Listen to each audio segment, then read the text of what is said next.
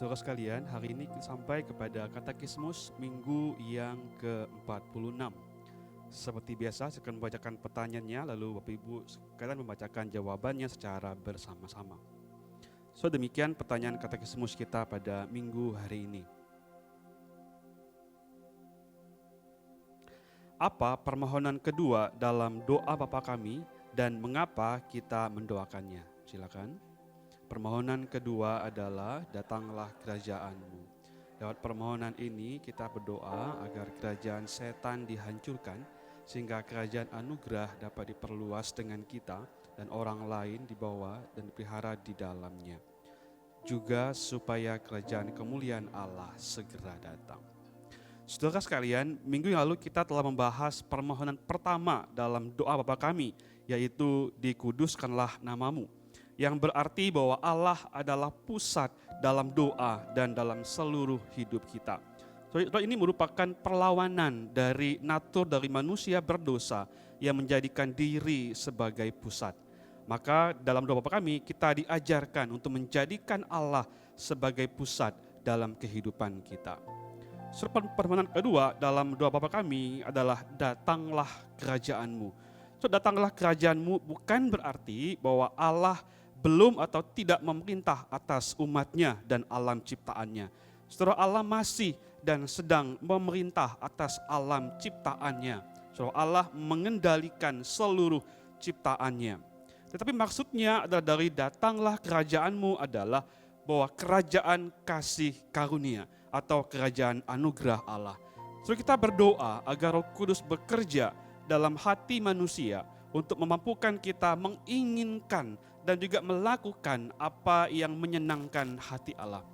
Sebetul bahwa setiap manusia berada di bawah kendali dan pemerintahan Allah. Tapi kita perlu terus berdoa agar kerajaan kasih karunia Allah itu memerintah atas hati umat manusia. Supaya kita dimampukan untuk hidup bagi Allah dan berpusat kepadanya. Sementara waktu kita berdoa, datanglah kerajaan-Mu.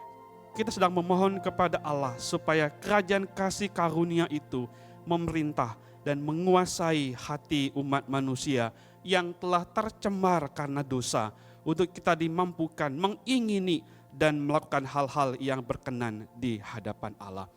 So, ini merupakan sejalan dengan apa yang Kristus juga lakukan kepada kita, sebagaimana yang di dalam kitab-kitab Injil begitu ya. Di kitab Injil kita menemukan bahwa kerajaan Allah itu sudah datang di dalam dan melalui Kristus Yesus. Kerajaan Allah dalam Kristus adalah kerajaan kasih karunia. So, artinya dalam Kristus kerajaan kasih karunia itu sudah datang kepada manusia berdosa untuk membawa manusia berdosa yang di bawah kuasa dosa kepada hidup di dalam kerajaan kasih karunia Allah.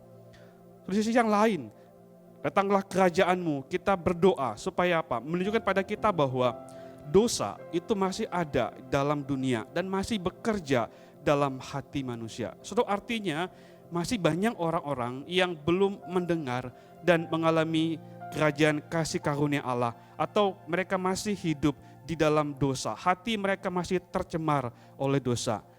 Sementara waktu kita berdoa, datanglah kerajaan-Mu, kita berdoa agar kerajaan kasih karunia Allah itu kemudian diberitakan kepada banyak hati manusia yang masih hidup di dalam dosa.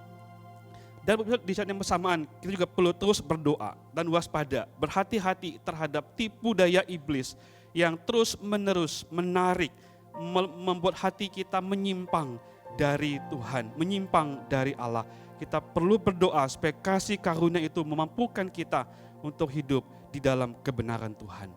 Yang terakhir Bapak Ibu sekalian, ketika kita berdoa datanglah kerajaan-Mu, ini menunjukkan pada kita bahwa kerajaan Allah itu sudah ada, tetapi belum sepenuhnya digenapi. Nanti waktu Kristus datang kembali, maka seluruh kerajaan kasih karunia Allah itu secara sempurna tergenapi dalam hidup kita. Sekarang kita mencicipi dan nanti kita akan mengalami sepenuhnya waktu Kristus datang kembali, memerintah atas kita dan kita bersama dengan Dia untuk selama-lamanya.